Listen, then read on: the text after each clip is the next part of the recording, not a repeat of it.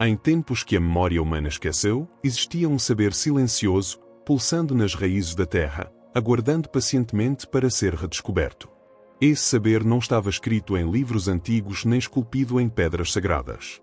Ele vibrava dentro de cada ser humano, abafado, esquecido, mas nunca extinto. Esse conhecimento sagrado dizia algo simples, mas transformador: o dinheiro é energia. Não uma energia qualquer, não um conceito abstrato que flutua entre economistas e investidores. Mas sim, uma força viva, pulsante, que responde a tudo aquilo que você sente, pensa e permite. Dinheiro não é metal. Não é papel. Dinheiro é um reflexo daquilo que você é, da sua vibração interior, daquilo que você acredita ser possível. Imagine por um momento que você nunca mais precisasse lutar por dinheiro. Que o dinheiro fosse como o ar, livre, abundante, natural. Imagine se a prosperidade não dependesse do quanto você trabalha, mas de quão aberto você está para recebê-la. Essa é a jornada que começa agora. E não é uma jornada qualquer. É um caminho de volta para dentro. Um retorno à sua essência, ao seu poder criador, à sua conexão com o fluxo abundante do universo. Nesta história, conheceremos pessoas comuns, como você, que despertaram para esse segredo antigo. Homens e mulheres que deixaram de correr atrás do dinheiro para, finalmente, deixá-lo correr atrás deles. Suas histórias não são metáforas, são chaves. E a cada chave que você escutar, algo dentro de você começará a se abrir.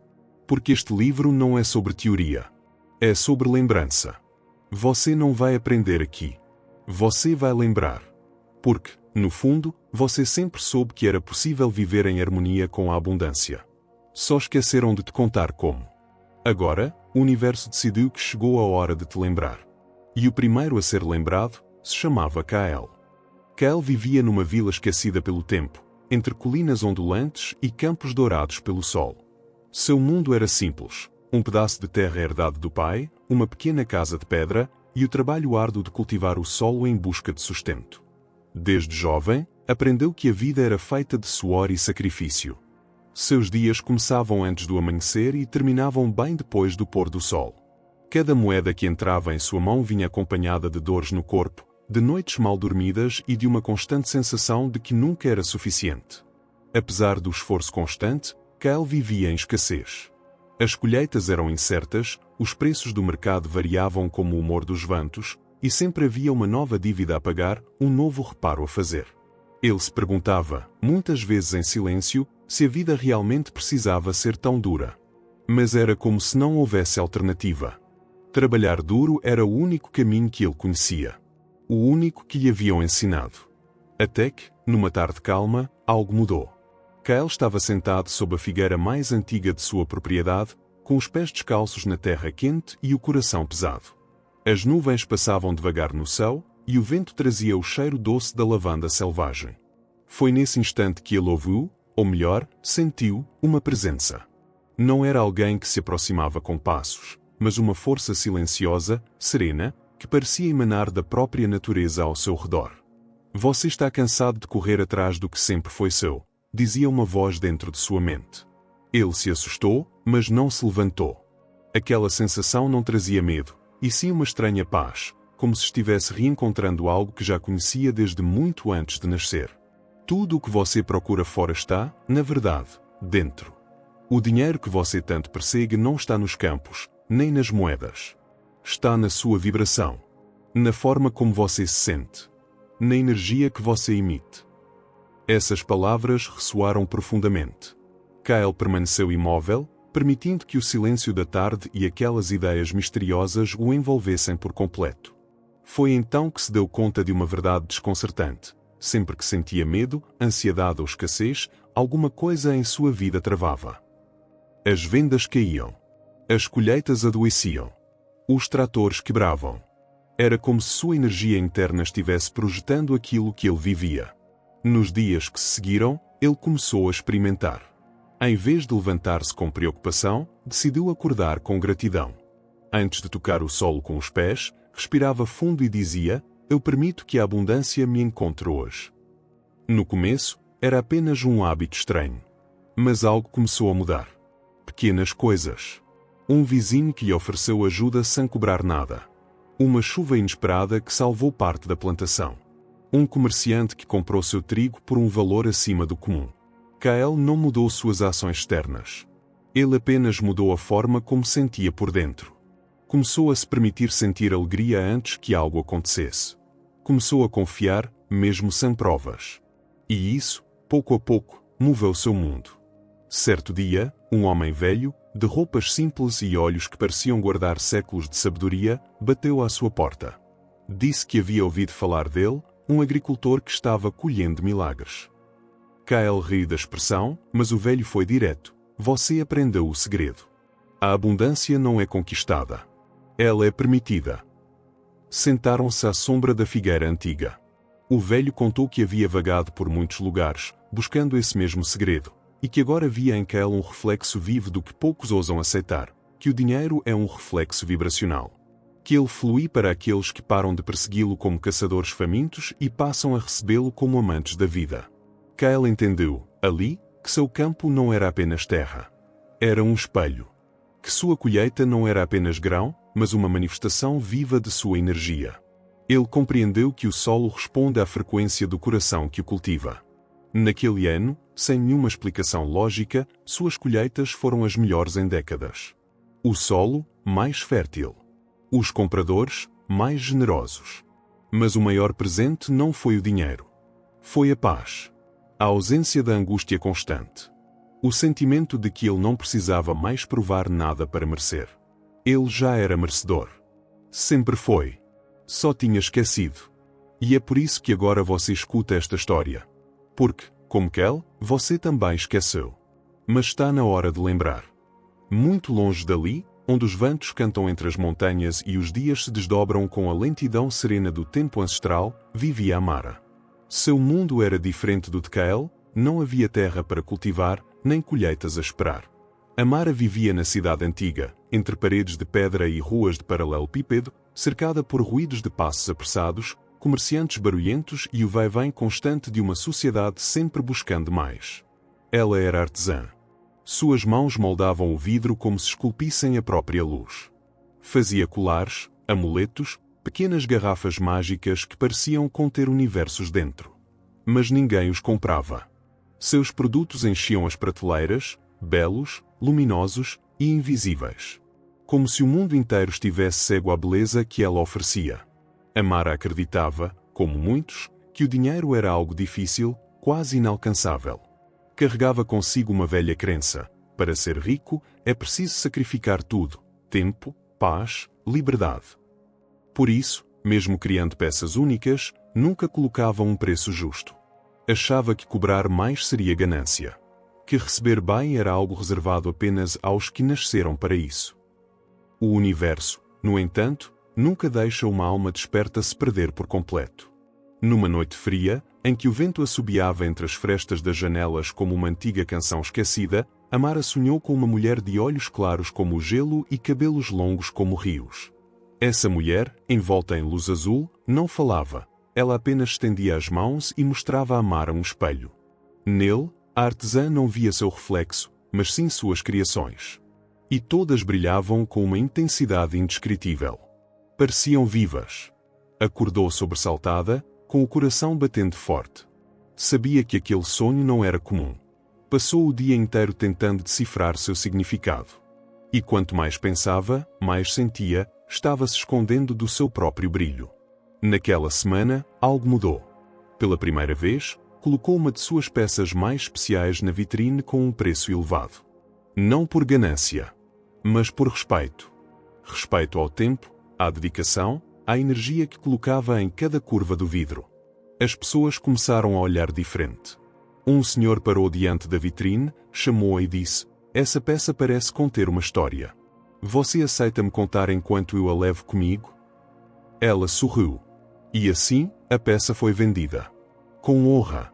Com troca verdadeira. E com gratidão. Nos meses seguintes, Amara entendeu que o dinheiro, quando fluía através de algo feito com alma, não era frio nem sujo. Era sagrado. Era a ponte entre o dom e o mundo. Começou a transformar sua loja num espaço de cura, de encontros, de lembrança.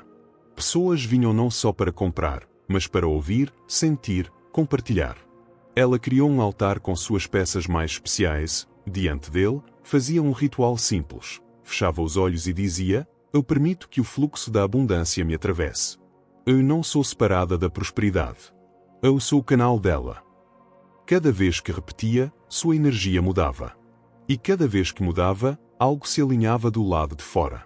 Chegavam convites para feiras, colaborações inesperadas, turistas de outros países. O que antes era silêncio e invisibilidade, agora era presença, brilho, expansão. A Mara entendeu que o dinheiro não responde àquilo que fazemos, mas à intenção por trás do que fazemos. E quando a intenção é alinhada com amor, presença e verdade, ele não tem escolha senão fluir. Certa tarde, um homem entrou em sua loja com um olhar curioso. Não disse seu nome, apenas tocou uma das peças e comentou: você sabe que não vende colares, certo? Você vende cura. Ela sorriu e respondeu: eu sei. Só precisei lembrar. Naquela noite, antes de dormir, a Mara voltou a sonhar com a mulher de olhos de gelo. Mas desta vez, ao olhar o espelho, viu a si mesma. E finalmente compreendeu: não era o mundo que precisava enxergá-la. Era ela que precisava se reconhecer. Em uma terra rodeada por neblinas perenes e lagos que pareciam espelhos de outro mundo, vivia um homem chamado Iago. Diferente de Kael, que se relacionava com a terra, e de Amara, que transformava o vidro em luz, Iago era um homem de ideias. Passava os dias escrevendo, desenhando, projetando. Suas anotações preenchiam cadernos com símbolos, mapas mentais e conceitos que poderiam mudar o mundo. Mas havia um problema: ele não acreditava que alguém pagaria por isso. Desde criança, Iago fora elogiado por sua mente brilhante, mas sempre corrigido quando se tratava de dinheiro. Sonhar é bonito, mas não põe comida na mesa, dizia seu pai. Você precisa ser prático. Ninguém vive de ideias. E com o tempo, mesmo sem querer, Iago acreditou. Assim, mesmo criando projetos inovadores, formas sustentáveis de construir casas, métodos naturais de purificar água, ideias de comunidades autossuficientes, ele nunca os levava adiante. Guardava tudo nas gavetas. Os sonhos se empilhavam como cartas que nunca seriam entregues. Vivia de pequenos trabalhos que o sufocavam. Pagava as contas com esforço e mantinha sua luz apagada. A única coisa que o mantinha vivo era o instante mágico entre a meia-noite e a madrugada, quando o silêncio da vila o abraçava e ele escrevia, desenhava, imaginava, mesmo sem acreditar que alguém veria. Mas numa noite chuvosa, enquanto sua vela tremulava sobre a escrivaninha, Iago teve um colapso. O peso da frustração explodiu. Gritou com o universo. Rasgou papéis. Chorou. Repetiu: eu sou um fracasso. Ninguém liga. Ninguém quer isso. Foi então que ouviu. Não uma voz comum, mas uma vibração firme, silenciosa e clara, como se o próprio ar tivesse falado. O universo só pode te dar aquilo que você está pronto para receber. Iago congelou. Nunca havia ouvido nada parecido, não com os ouvidos, mas com o coração. Algo dentro dele se moveu. Sentiu como se milhares de portas fechadas dentro do seu peito começassem a se destrancar, uma por uma. E então veio a pergunta: você realmente está pronto para ser visto? Naquele instante, ele entendeu: não era medo de fracassar. Era medo de brilhar. Medo de que suas ideias fossem realmente valiosas. Porque, se fossem, ele teria que se permitir viver uma vida grandiosa. E isso o apavorava. Decidiu, naquela madrugada, fazer algo que nunca havia feito. Pegou seu projeto mais ousado, um sistema completo de moradia ecológica e autossustentável, e enviou para um endereço que havia guardado por anos, uma fundação internacional de inovação que, segundo diziam, nem abria e-mails de desconhecidos. Mas ele enviou. Sem esperar resposta. Apenas como ritual de liberação. 3 dias depois, recebeu uma ligação. Uma mulher com sotaque distante disse: recebemos seu projeto. Estamos impressionados. Podemos conversar? Iago quase não acreditou. A fundação financiaria a construção de um protótipo. Ele teria uma equipe. Um espaço. Apoio total. No mês seguinte, sua vida virou outra. Mas não por causa do dinheiro. O dinheiro foi consequência. A mudança aconteceu na noite em que ele escolheu se permitir. A energia mudou quando ele deixou de esconder seus dons e decidiu oferecê-los ao mundo, sem pedir desculpas, sem diminuir sua luz. Iago compreendeu que riqueza não era acúmulo. Era expressão plena. Que o universo não premia quem esconde seu brilho. Ele responde a quem ousa se mostrar inteiro. Ele entendeu que dinheiro não é um prêmio para quem se esforça. É um reflexo para quem se alinha. Certa tarde, ao visitar o local onde seria construído o protótipo de sua ideia, ele se ajoelhou na terra e chorou, não de tristeza, mas de libertação. Era como se cada gota de lágrima lavasse anos de negação, de dúvida, de pequenas mortes. No alto da colina, erguia-se a estrutura do que ele sempre sonhou. E ali, em silêncio, Iago murmurou: não há nada fora de mim. Tudo isso começou dentro. O dinheiro foi apenas um mensageiro. E assim, mais um despertou. Nas terras do sul, onde os ventos trazem o cheiro da maresia e as tardes parecem pintadas por mãos de deuses antigos, vivia uma mulher chamada Naíma. Seu nome era murmurado entre os pescadores, nas feiras, nos portos, mas ninguém sabia exatamente de onde ela viera. Aparecera certa vez com sua carroça azul, puxada por um cavalo tranquilo chamado Orion, e se instalou perto da falésia, em uma pequena cabana de madeira que ela mesma construiu com pedaços do mar. Naíma vendia coisas estranhas, pequenos frascos com areia que brilhava, mapas de estrelas manuscritos, búzios que pareciam sussurrar ao ouvido. As pessoas olhavam com curiosidade, mas também com distância. Diziam que ela era uma feiticeira do mar, embora nunca houvesse feito mal a ninguém. Vivendo sozinha, sem pedir ajuda, Naíma fazia tudo no tempo da maré. Não seguia relógios, nem calendários, nem metas. E ainda assim, nunca lhe faltava nada. Toda semana, algum viajante desconhecido surgia procurando exatamente um dos seus objetos. Ela não cobrava um valor fixo. Pedia apenas que a pessoa fizesse uma troca justa, baseada no que sentia. Às vezes era uma moeda, às vezes uma fruta rara, às vezes um segredo sussurrado com os olhos fechados. Quem a conhecia mais de perto dizia que Naíma tinha um dom, ela ouvia o dinheiro. Sabia quando ele vinha com medo, com culpa, com ganância, e o devolvia.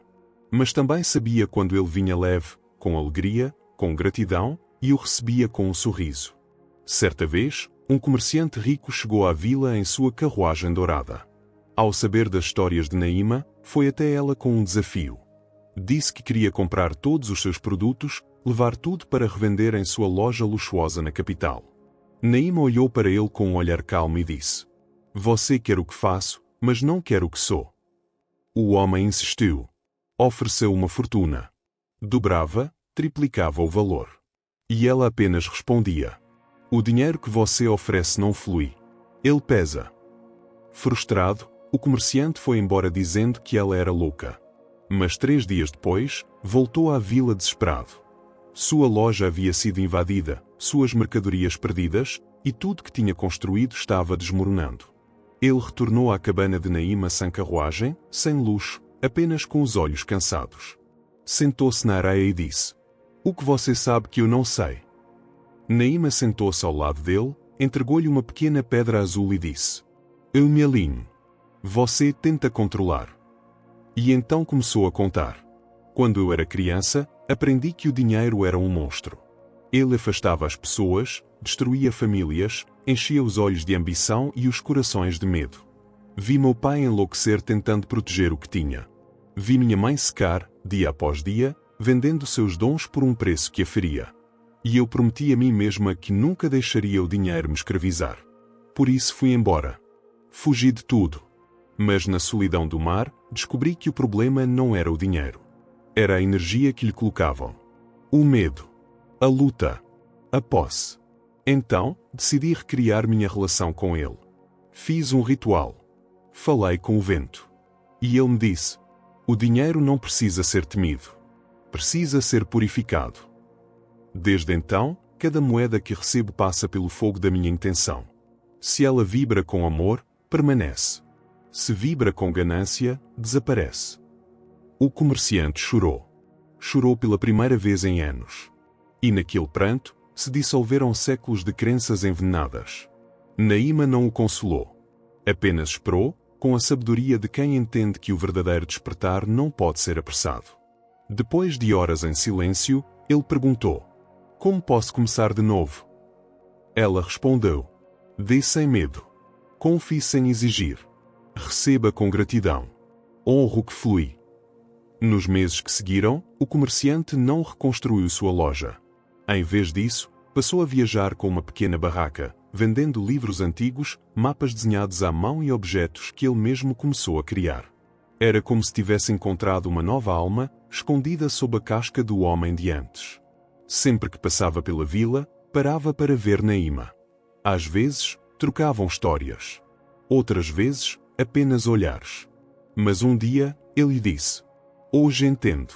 O dinheiro não era meu inimigo. Era meu espelho." E ela respondeu com um sorriso suave: "Agora ele é teu aliado." Naima viveu muitos anos ainda. Sua cabana continuou sendo um portal para aqueles que estavam prontos. E quando partiu, não deixou a herança material. Deixou algo maior, um espaço no tempo onde o dinheiro era tratado como o que sempre foi, uma energia viva, que flui com respeito, presença e amor. Nos confins do norte, onde os invernos parecem eternos e as estrelas são mais visíveis que o sol, havia uma pequena comunidade chamada Elna. Viviam ali poucas famílias, isoladas pela neve, cercadas por montanhas brancas como véus silenciosos. Nesse lugar frio e sereno, habitava uma anciã chamada Dália. Dália era conhecida por todos, mas compreendida por poucos. Ela não falava muito, mas quando falava, o silêncio escutava. Seus olhos, profundos como lagos congelados, pareciam atravessar as pessoas, como se vissem além do que elas diziam, além do que mostravam. Em sua pequena casa de pedra, que parecia desenhada pela própria natureza, Dália guardava um segredo que só compartilhava com quem estava pronto para ouvir. Durante muitos anos, ela vivera em cidades grandes, cheias de movimento, barulho, metas e pressa.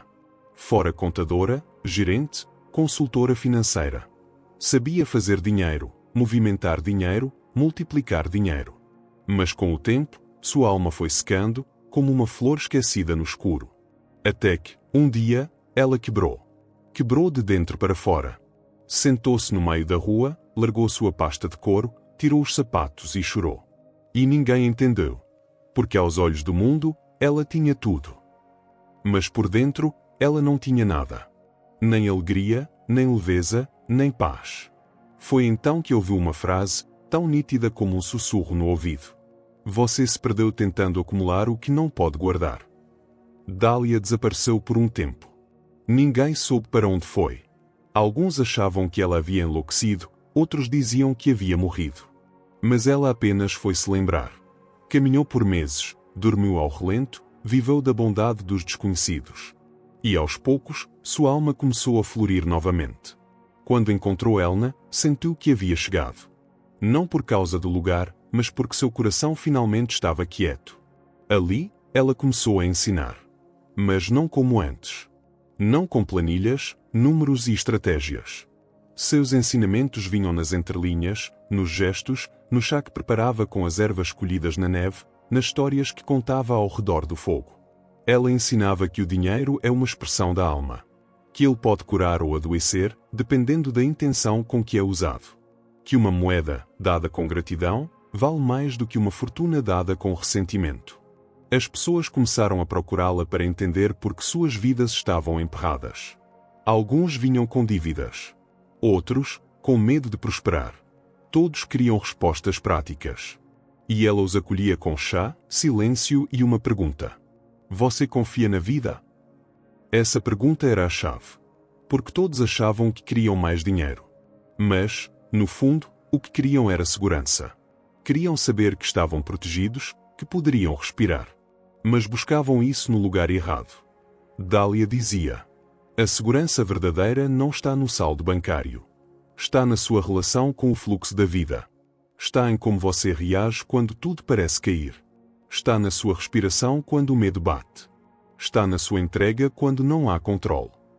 Um jovem, desesperado com suas finanças, perguntou um dia: "Mas como confiar se tudo está dando errado?"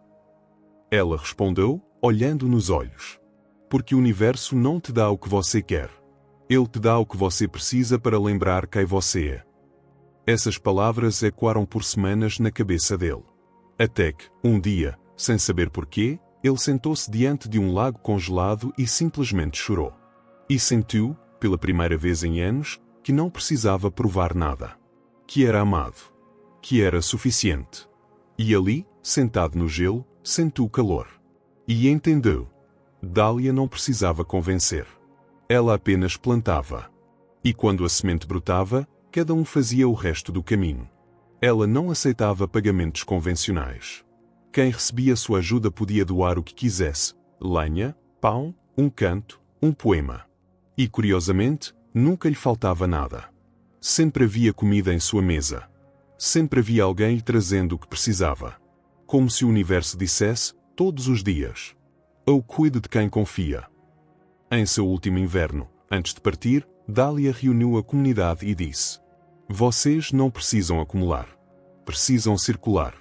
O dinheiro é como o fogo, se não for passado adiante, queima. Mas se for compartilhado, aquece todos. E então, entregou a cada família uma pequena pedra de âmbar. Essa pedra é só um lembrete. O valor está em como você a oferece, não em quanto ela vale. Depois daquela noite, ninguém mais a viu. Dizem que partiu com Orion, o mesmo cavalo de Naíma. Outros dizem que se transformou em estrela. Mas todos guardaram sua pedra.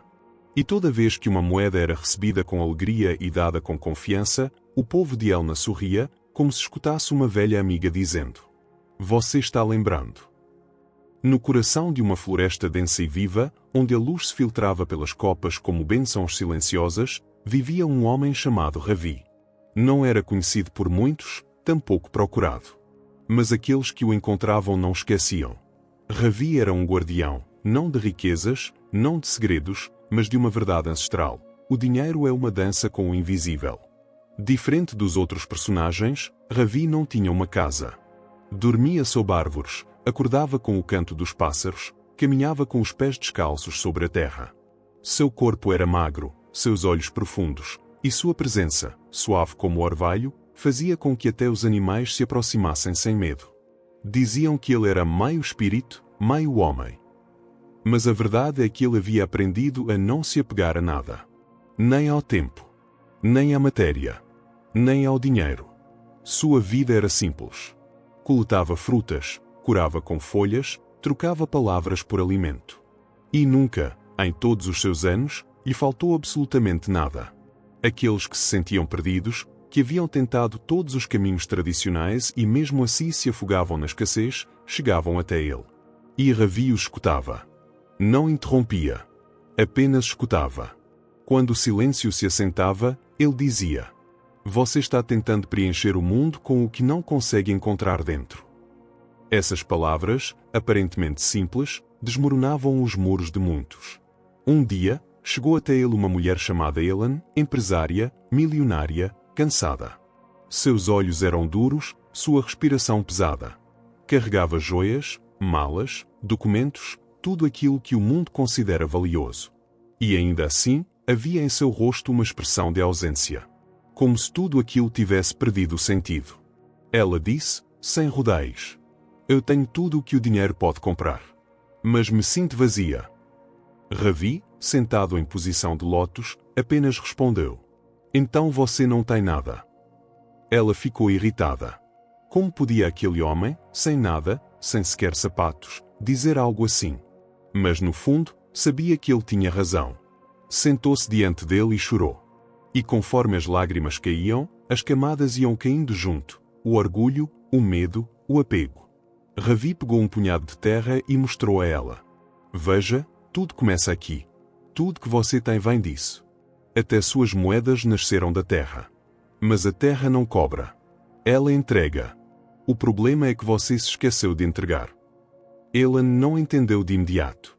Mas Ravi continuou: o dinheiro que não circula apodrece. A energia que não é partilhada vira prisão. Você acumulou tanto que não sabe mais o que é fluxo. Por isso adoeceu.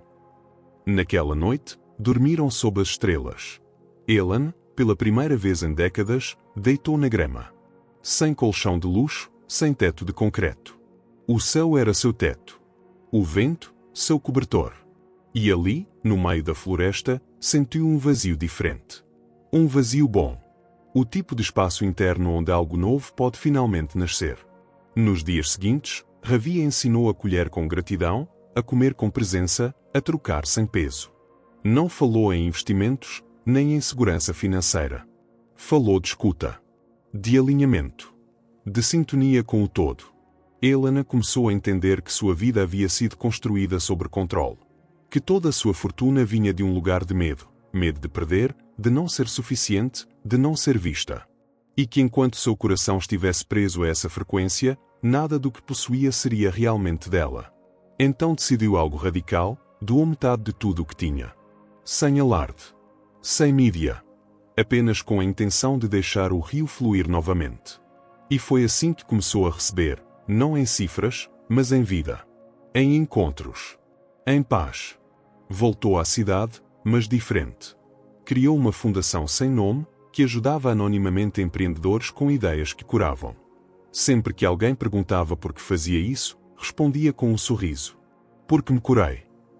E Ravi? Nunca mais foi visto. Mas muitos dizem que ele continua por aí, caminhando pela terra como uma brisa. Porque quem se torna fluxo, não pode mais ser parado. Havia, entre montanhas verdes e vales floridos, um mosteiro antigo, quase esquecido pelas rotas modernas. Não constava nos mapas. Suas torres eram cobertas de era, suas portas rangiam com o tempo, e as pedras do chão contavam séculos de passos em silêncio.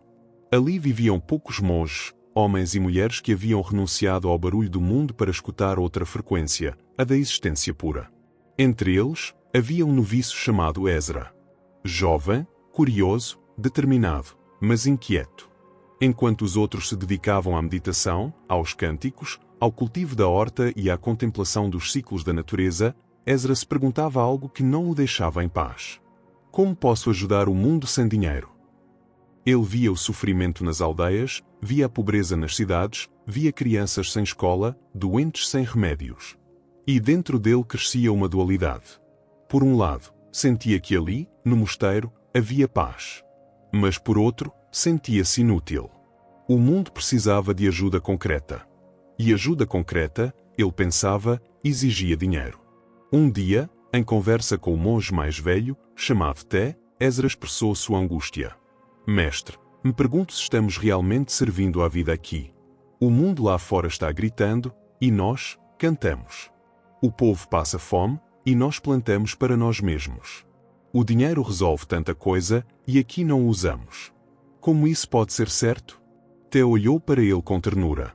Seus olhos eram tão antigos que pareciam conter o tempo. Ezra, o dinheiro é como a água. Quando está parada, apodrece. Quando corre demais, erode. Mas quando flui em harmonia com o solo, nutre. Fez uma pausa e completou. O problema não é o dinheiro. É o solo em que ele cai. E é isso que cultivamos aqui. Ezra não compreendeu de imediato. Mas aquela conversa o marcou profundamente. A partir daquele dia, passou a observar mais. Percebeu que, embora o mosteiro não usasse moedas, tudo ali funcionava. As aldeias próximas trocavam grãos por remédios naturais. Um fazendeiro deixava leite fresco na entrada todas as manhãs. Uma costureira doava tecidos em troca das pomadas feitas com ervas. Havia fluxo. Havia abundância. Mas não havia medo. E então percebeu. O dinheiro é só uma das formas que a energia da vida usa para se movimentar. Mas não é a única. Essa percepção virou uma chave em sua mente. Começou a escrever. Criou um pequeno caderno onde explicava como transformar comunidades carentes usando o modelo do mosteiro: colaboração, respeito ao ritmo natural, trocas conscientes, economias de fluxo. Chamou o projeto de Rede Viva. Enviou esse projeto por carta a algumas pessoas que havia conhecido antes de entrar no mosteiro. Um mês depois, uma mulher chamada Aida, que dirigia uma ONG internacional, escreveu de volta. Ezra, sua proposta é brilhante. Nunca vi algo tão simples e tão revolucionário. Podemos nos encontrar? Ezra pediu permissão para deixar o mosteiro por um tempo. Com a benção de Té, desceu a montanha e foi ao encontro de Aida. Em pouco tempo, o projeto saiu do papel. Cidades começaram a receber células vivas da rede. Não usavam bancos. Usavam confiança. Não usavam contratos. Usavam propósito. E o mais surpreendente, o dinheiro começou a fluir. Doações, Apoios, parcerias surgiam como rios que encontraram seus leitos. Pessoas começaram a se sentir tocadas por algo além da lógica. Era como se aquele modelo despertasse uma memória coletiva, a de que sempre fomos abundantes. Apenas esquecemos como confiar. Ezra, ainda muito jovem, tornou-se símbolo de uma nova economia.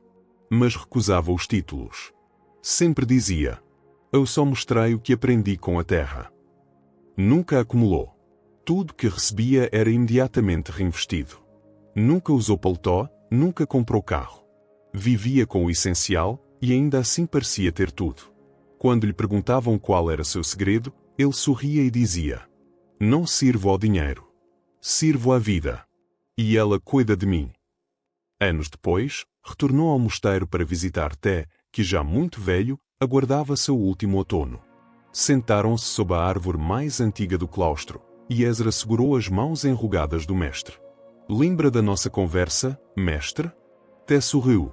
Sim, e você regou o solo. Ezra chorou. E nesse choro, havia gratidão. Porque entendeu que o dinheiro não é nada sem o terreno fértil do coração humano. Ele é apenas uma semente. O que floresce, depende de nós.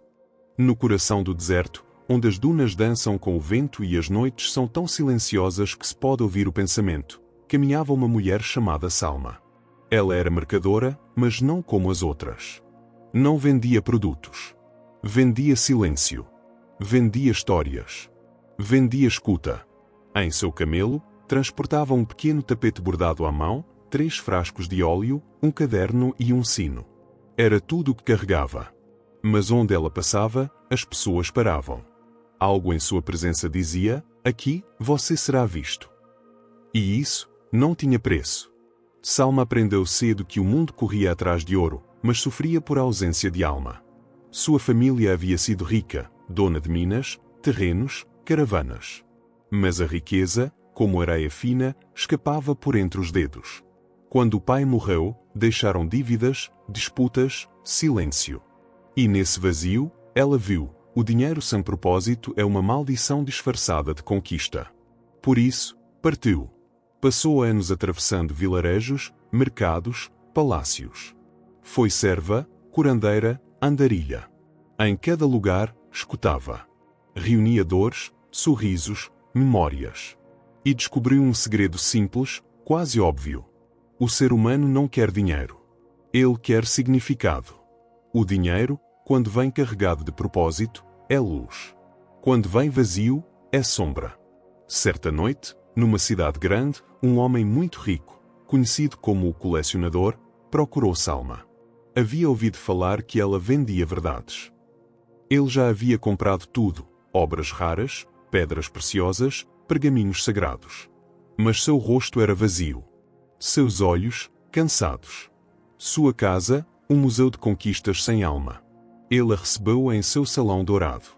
Pediu que dissesse algo que valesse mais do que qualquer coisa que possuía. Salma, em silêncio, colocou o tapete no chão. Acendeu um incenso. Tocou o sino. Depois, olhou para ele e disse: você colecionou objetos. Mas perdeu a si mesmo no processo. Não sabe mais quem é sem o que tem. O homem ficou paralisado. Ela continuou: o dinheiro é um reflexo da sua relação com você mesmo. Se você se sente vazio, tudo o que o dinheiro compra também parecerá vazio. O problema não é o que você tem. É o que você não sente. Ele tentou rir. Mas não conseguiu. Algo em sua alma foi tocado com tanta verdade que lágrimas vieram, lentas, inesperadas, libertadoras. Salma não pediu pagamento. Deixou com ele apenas uma página do caderno, onde havia escrito: o ouro é denso demais para o espírito, mas leve o suficiente para voar, quando carrega amor. Na manhã seguinte, o colecionador desapareceu. Vendeu tudo. Doou. Partiu sem destino, levando apenas uma túnica, um anel de prata simples e aquela frase guardada no bolso do coração. Salma, por sua vez, continuou a andar. No mundo que tentava comprar tudo, ela oferecia o que não podia ser vendido: reconexão. Num vilarejo à beira de um oásis, uma criança certa vez lhe perguntou: tia Salma, por que você nunca fica rica? E ela respondeu sorrindo: quem disse que não sou? Tenho tudo o que preciso. E tudo que recebo, me atravessa, não me prende. A verdadeira riqueza é aquilo que não pesa quando você carrega. Ela nunca teve uma casa, mas nunca dormiu ao relento. Nunca acumulou, mas nunca passou fome. Porque, como dizia sempre, a mão que oferece com leveza nunca fica vazia. E cada moeda que recebia, fosse de cobre, prata ou ouro, ela tocava com os dedos, fechava os olhos e sussurrava: Fua! Assim, as moedas voltavam ao mundo com uma nova missão. E quem as recebia, sentia. Em uma ilha distante, onde o mar beijava as pedras com ternura e o céu mudava de cor como um lenço ao vento, vivia uma mulher chamada Liora. Era pescadora, como haviam sido sua mãe, sua avó e todas as mulheres antes dela. Suas mãos sabiam ler o vento, tocar as marés, entender os sussurros dos peixes. Ela não usava relógios nem mapas. Sabia a hora pelo cheiro da água. Sabia o caminho pelo canto das gaivotas. Mas, diferente de suas antecessoras, Liora carregava um vazio. Não era um vazio de falta, mas de esquecimento. Desde pequena, sentia que o mundo queria lhe ensinar algo sobre esforço, sacrifício, dor. Cresceu ouvindo: nada vem fácil. Para comer, é preciso suar. O mar dá, mas cobra. E ela acreditou. Acordava antes do sol, remava com os braços queimando, vendia seu peixe por quase nada, sempre com a sensação de que devia mais do que recebia. Com o tempo, o corpo se curvou. A pele se endureceu. E o sorriso se calou. Até que, num verão especialmente calmo, um homem chegou à ilha. Vinha em um barco pequeno, sem nome. Pele morena, olhos que pareciam conter o brilho do luar. Não disse de onde vinha, nem para onde ia. Apenas perguntou: Você acredita que merece abundância? Liora não respondeu. A pergunta a desconcertou. Nunca pensara nisso. Achava que abundância era um luxo para outros, para quem tinha estudos, sorte, sobrenome. Ela apenas trabalhava. Ela apenas sobrevivia. O homem sorriu como quem já conhecia aquele silêncio. Sentou-se com ela à beira da praia e contou uma história. Havia uma vez uma mulher que vivia do mar, como você. Mas ela achava que precisava lutar. Então o mar lhe deu tempestades. Um dia, ela mudou. Começou a conversar com o mar. A agradecer. A sorrir ao lançar suas redes. E o mar mudou com ela. Liora riu, sem acreditar muito. O mar não ouve, forasteiro. Ele apenas existe. Ele respondeu: O mar é espelho. Como o dinheiro. Como a vida. Ele devolve o que você vibra. Você só nunca ousou amar o que tem. Essas palavras ficaram ecoando na mente de Liora por dias. Nas primeiras manhãs, sentiu raiva. Como alguém pode dizer que meu esforço é falta de amor? Mas depois veio a dúvida. E se ele tiver razão? E então, uma noite, ao lançar sua rede, falou em voz baixa: Mar, eu te recebo. Eu te agradeço. Que o que vier de ti seja leve. No dia seguinte, pescou mais do que nunca. Peixes grandes, saudáveis, brilhantes. Não por milagre, mas porque, ao que parecia, algo dentro dela havia aberto espaço. Liora decidiu testar. A cada dia, falava com o mar antes de partir. A cada venda, olhava nos olhos do comprador e dizia: Que essa comida leve bênção à sua casa. E aos poucos, sua vida mudou. Passou a ser procurada. Turistas vinham até ela para conhecer a mulher que abençoava o peixe. Recebia presentes, convites, elogios. Até foi chamada para falar numa conferência sobre comunidades sustentáveis. Mas recusou. Não porque não quisesse, mas porque já havia encontrado seu palco, o mar. O homem do barco nunca mais foi visto. Mas Liora dizia que ele era o próprio mar, disfarçado de gente. Um dia, um menino da vila perguntou: Tia Liora, como você ficou rica sem ganhar muito? E ela respondeu, com os olhos marejados: Porque parei de pedir. Comecei a permitir. Fez uma pausa. O dinheiro é como o vento. Ele dança com quem dança com a vida. Ela nunca deixou de ser pescadora. Mas deixou de ser pequena. Porque, como sempre dizia, a abundância não é o que você tem. É o quanto de si você coloca no que faz. No coração de uma metrópole onde os prédios rasgam o céu e os passos ecoam como batidas de um tambor impaciente, morava Miguel. Um homem comum, invisível para o mundo. Trabalhava em um escritório como analista financeiro. Sua rotina era previsível, exata, milimetricamente planejada. Acordava às 6h12, tomava café às 6h32, saía às 6h58 e chegava no escritório às 7h43. Cada dia era igual ao anterior e o dinheiro que ganhava, embora considerável, desaparecia como fumaça. As contas, os imprevistos, os vícios invisíveis, o almoço apressado, os remédios para dormir, os fones de ouvido que trocava sempre que o silêncio começava a gritar. Por fora, Miguel era um adulto funcional. Por dentro, um menino perdido. Sentia um vazio, mas não sabia dar nome a ele. Começou a acreditar que sua única saída seria ganhar mais. Dobrar o salário. Investir. Racionalizar. Tornou-se obcecado por cursos, mentorias, vídeos de produtividade. Cada clique era uma esperança. Cada fracasso, mais um peso. Um dia, ao sair do metrô, viu um cartaz pichado numa parede suja, entre rabiscos, fuligem e abandono. Dizia apenas: o que você procura não está onde você olha. Por algum motivo, aquilo o paralisou. Ficou ali, olhando. O mundo passou correndo, mas Miguel ficou parado. Respirou fundo. Pela primeira vez em muito tempo, não estava correndo. Não estava tentando. Estava apenas ali. Naquela noite, não abriu o computador. Não estudou gráficos. Fez algo estranho. Apagou as luzes e ficou deitado no chão, em silêncio. A princípio, sentiu desconforto. Mas depois, algo se abriu.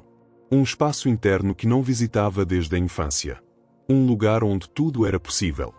Onde ele não precisava ser nada. Apenas existir. Nos dias seguintes, começou a fazer mudanças pequenas. Foi andando até o trabalho. Parou de medir cada segundo. Passou a almoçar sem celular. Fez uma coisa radical, tirou o saldo da conta bancária da tela principal do aplicativo. E quando perguntavam porquê, ele dizia: porque eu não sou um número. As pessoas não entendiam. Mas Miguel estava despertando. Num domingo chuvoso, foi à livraria antiga que sempre via do outro lado da rua, mas nunca entrava. Ali conheceu Solange, uma senhora de 78 anos que trabalhava ali havia 42. Ela tinha um rosto sereno e um jeito de falar que parecia poesia. Ele comentou: trabalho com finanças. Mas quanto mais entende de dinheiro, menos entende de mim. Solange sorriu. É porque te ensinaram que dinheiro é coisa da cabeça. Mas ele mora no peito. E só se move quando você escuta o coração. Ela o levou até uma prateleira escondida e tirou um livro pequeno, com capa de pano e letras bordadas à mão. Miguel perguntou o preço. Ela respondeu: esse livro não tem preço. Ele tem valor. Pague o que você sentir. Ele ficou desconcertado. Mas algo dentro dele compreendeu. Tirou da carteira uma nota, entregou com as duas mãos e disse: obrigado por confiar.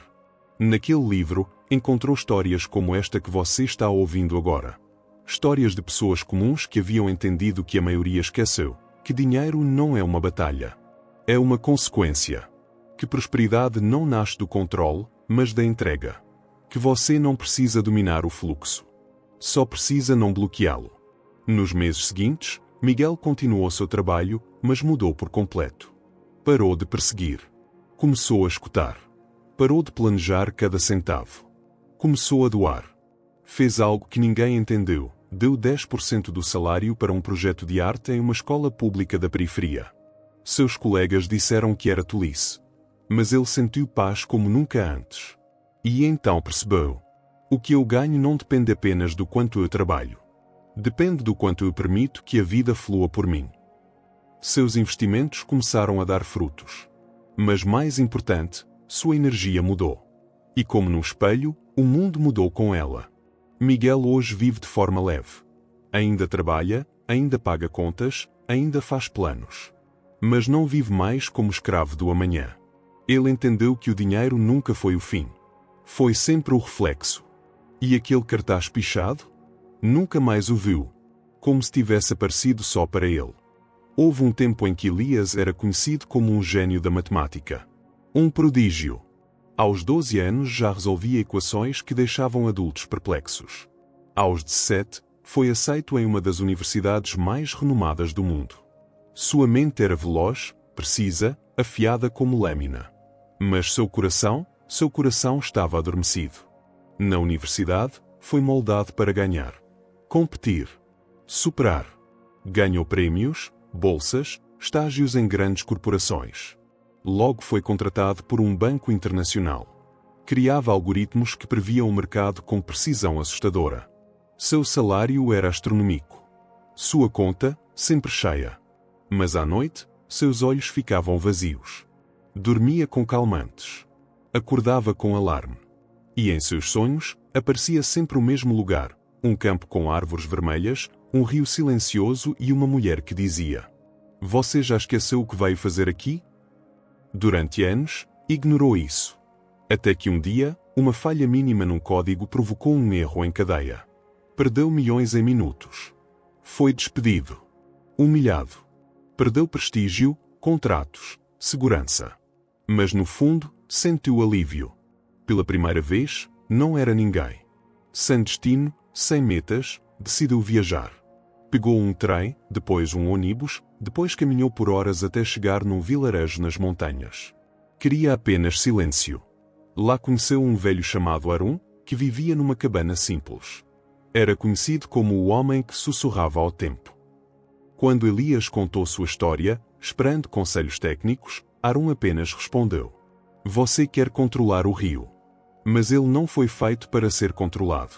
Foi feito para ser sentido. Elias se irritou. "Eu perdi tudo. Minha vida desmoronou." O velho sorriu com doçura. "Você não perdeu. Você se libertou. Mas ainda não percebeu." E o convidou para ficar. Nos dias que seguiram, Elias aprendeu a cortar lenha, acender fogueiras, ouvir pássaros. No começo, achava tudo lento, inútil. Mas depois, começou a escutar o que sua mente acelerada nunca tinha deixado espaço para ouvir. Uma tarde, sentado à beira do riacho, teve uma visão. Era o mesmo campo dos seus sonhos. As árvores vermelhas. O rio silencioso. E a mulher. Só que agora, ela não perguntava mais. Ela dizia: "Agora você lembra." Voltou para a cabana e chorou como uma criança. Sentiu, pela primeira vez, que toda a sua dor tinha sido um convite. Um chamado à verdade. Elias decidiu então criar algo novo. Mas não mais com algoritmos frios. Criou um projeto para ensinar finanças a partir da consciência. Passou a viajar pelas escolas, comunidades, presídios. Explicava o dinheiro não como um bem, mas como um espelho. Ensinava adolescentes a usá-lo como uma extensão de si mesmos. Seus vídeos viralizaram. Mas ele nunca voltou a morar em cidade. Morava nas montanhas. Vivia com pouco. Mas se sentia pleno. Uma jovem certa vez perguntou: "Professor, o que é ser rico para você?" E ele respondeu: "Ser rico é acordar sem medo, dormir em paz e saber que você não precisa de nada para sentir tudo." Fez uma pausa.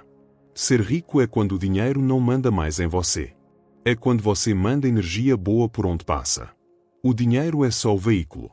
A viagem é você que escolhe. Elias não voltou a ser milionário. Mas era visitado por gente de todo o mundo. Não buscavam conselhos financeiros. Buscavam a presença. A clareza. A vibração de alguém que havia passado pela ganância, pelo colapso, e escolhido o caminho da verdade.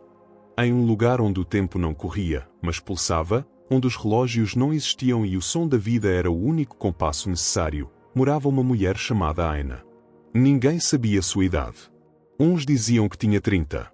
Outros, que era eterna. Sua pele tinha marcas como mapas. Seus olhos, um brilho de quem já tinha visto tudo e ainda assim sabia se encantar. Aina vivia entre livros, pedras e silêncio. Seu lar era uma casa feita de barro e luz, onde o vento entrava sem pedir licença e as flores nasciam nos cantos das janelas como se fossem bênçãos. Ela não vendia nada. Não cobrava por nada. E ainda assim, tudo que precisava chegava até ela. Gente de todos os lugares subia à montanha para vê-la. Uns em busca de respostas. outros apenas para estar. Não havia fila. Não havia consulta. Apenas presença. Aina os recebia com um chá de flores silvestres e um olhar que atravessava as palavras. Uma jovem um dia chegou chorando. Havia perdido o emprego, o namorado, o apartamento. Sentia-se vazia, inútil, sem valor. Aina escutou sem interromper. Quando o choro cessou, disse: "Você não perdeu. Você voltou para si." A jovem não entendeu. Aina continuou: "O mundo te ensinou que o valor vem do fazer. Mas o universo quer te lembrar que seu valor está no ser." Fez uma pausa. "O dinheiro que você acha que perdeu, nunca foi seu. Ele era reflexo da vida que você representava. Agora, você está mudando. E o dinheiro vai mudar com você. Mas só se você permitir." E então Aina a conduziu até um espelho antigo, com moldura de madeira viva, dessas que ainda têm cheiro de floresta. Pediu que a jovem se olhasse ali, em silêncio. Depois de minutos em que nada acontecia, a jovem sorriu. E chorou de novo. Mas agora era outro choro. Um choro de encontro. Essa era a magia de Aina. Ela não dizia o que fazer. Ela fazia você lembrar de quem você era. Ao longo dos anos, mais e mais pessoas passaram por sua casa. Empresários esgotados. Mais exaustas. Jovens perdidos. Artistas sem fé. Todos vinham cheios de perguntas sobre dinheiro, carreira, sucesso. Todos saíam com outra pergunta no peito. E se a verdadeira riqueza for viver em estado de verdade? Aina contava histórias. Histórias que não estavam nos livros, mas nos ventos, nas águas, nas folhas que caíam em silêncio. Falava de uma sabedoria antiga, esquecida. A sabedoria do ritmo. Do compasso da alma. Da dança entre o dar e o receber. Contava que, em tempos antigos, os povos não trocavam apenas objetos. Trocar significava confiar. E o dinheiro, quando nasceu, era símbolo de algo invisível, o pacto de fluidez entre seres humanos. Mas aos poucos, esquecemos. Passamos a temer a escassez, a guardar por medo, a trabalhar por pânico. E o dinheiro se tornou um espelho de nossa desconexão. Ela dizia: "O dinheiro não é o problema. O medo é. E onde há medo, não há fluxo." Numa das últimas noites do outono, um homem muito velho chegou. Trouxe uma mala pesada, cheia de moedas, contratos, diplomas, títulos. Disse que queria doar tudo. Que já não aguentava carregar. Aina apenas o abraçou e disse: "Nada disso precisa ser doado.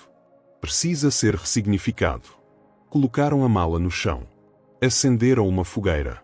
E Aina, com sua voz feita de terra e céu, disse: "Dinheiro é energia.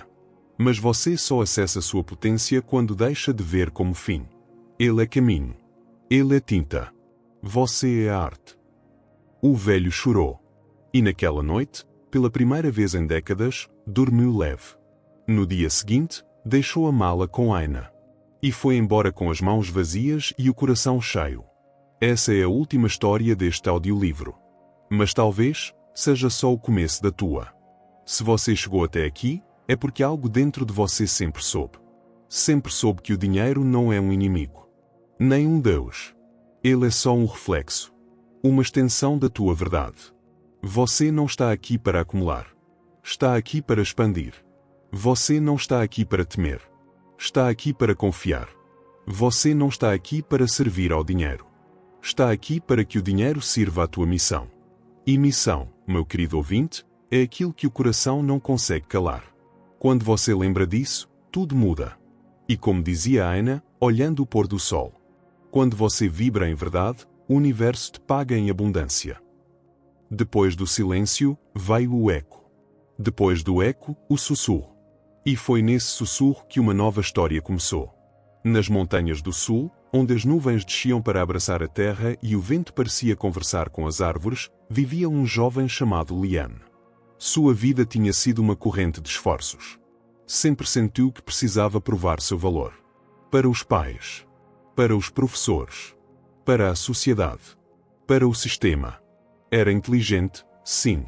Mas essa inteligência virou prisão. Sabia resolver problemas. Sabia analisar mercados. Sabia sobreviver. Mas não sabia receber. E foi isso que o quebrou. Já havia montado 3 empresas. Vendido 2. Ganhado centenas de milhares. Perdido amigos. Perdido tempo. Perdido saúde. Aos 34 anos, Liane tinha tudo que os outros invejavam, menos vontade de viver. Foi então que, sem saber porquê, decidiu viajar sem mapa. Levou apenas um caderno, algumas mudas de roupa e um pouco de dinheiro. Seu coração dizia: pare de correr. Comece a escutar. Um mês depois, sem planejar, chegou a um templo escondido entre as florestas do leste. Lá viviam 6 anciãos. Não eram monges, nem mestres. Eram apenas guardiões do silêncio. Não ensinavam. Não pregavam. Apenas viviam. Liane pediu para ficar uns dias. Ficou 3 meses. Cada dia era igual e completamente diferente. Acordavam com o sol. Cuidavam da terra. Compartilhavam alimentos. Falavam pouco. Sorriam muito. E à noite, acendiam uma fogueira sem dizer palavra. Apenas observavam o fogo dançar. Certa noite, o ancião mais velho se aproximou e disse: você veio fugindo do esforço. Mas o que você precisa não é descanso. É a rendição. Liane não entendeu. Render-se, continuou o ancião, não é fracassar. É parar de lutar contra si mesmo. O dinheiro não se conquista. Ele se recebe. Como o sol, como a chuva. O que vem da luta, vem com ferida. O que vem da entrega, vem com paz. Liane chorou. Como se aquelas palavras tivessem quebrado 1000 muros invisíveis. Nas semanas seguintes, escreveu. Escreveu tudo que nunca se permitiu sentir. Medos. Culpas. Vazio. Depois de preencher 3 cadernos, parou de escrever. E começou a viver. Um dia, enquanto colhia flores silvestres com a mulher mais jovem do templo, ela disse algo que ele nunca esqueceu. O universo não quer que você sofra para merecer. Ele quer que você a ame para se lembrar. Foi ali que tudo mudou. Liane não voltou a abrir uma empresa, mas passou a ensinar centenas de empreendedores a ganhar com alma. Não pelo medo, não pela comparação, mas pelo propósito, pelo sim interior. Seus encontros não tinham preço fixo. Cada pessoa contribuía com o que sentia. E, contra toda a lógica do mercado, nunca lhe faltou nada. Quando lhe perguntavam o segredo, ele dizia: parei de tratar o dinheiro como inimigo. E ele parou de me tratar como escravo. Havia um povo que ninguém encontrava no mapa. Viviam entre rios escondidos e árvores centenárias. Chamavam-se os guardiões da troca viva. Diziam que o dinheiro, para eles, não era moeda. Era dança. Era som. Era presença. Quem entrava naquela aldeia não via placas, nem comércio, nem cofres. Mas via abundância. Frutas brotando por todos os lados. Roupas feitas à mão que pareciam arte. Sorrisos como ofrendas. Ninguém comprava. Ninguém vendia. Tudo era oferecido. Tudo era movimento. A sabedoria dos anciãos ensinava que o verdadeiro tesouro era invisível. O que se via era só o reflexo do que se dava com o coração. O mais velho deles, chamado Toré, certa vez recebeu um visitante do mundo exterior. Um homem rico, cansado de bancos, investimentos e estratégias. Queria aprender outro jeito de viver. Queria desaprender o que sabia. Toré o levou até o centro da aldeia, onde havia um grande círculo de pedras. Aqui é onde praticamos a troca viva, disse. O homem olhou confuso. Mas não vejo nada sendo trocado. Toré sorriu. Porque a troca começa dentro. Ele explicou que antes de qualquer partilha material, cada um devia passar por 3 ritos. Escutar o silêncio. Durante um dia inteiro, a pessoa ficava em silêncio absoluto, para ouvir o que o coração realmente queria oferecer ao mundo. Reconhecer o dom. Cada ser humano tem algo único que pode doar. Mas muitos o escondem por medo, vergonha ou pressa. Esse rito era para se lembrar. Confiar na roda. A aldeia não se baseava em garantias. O que você dava, retornava. Não da mesma forma, nem na mesma hora. Mas sempre retornava. E a única condição era confiar. O homem, ainda com dúvidas, decidiu participar. Passou um dia em silêncio.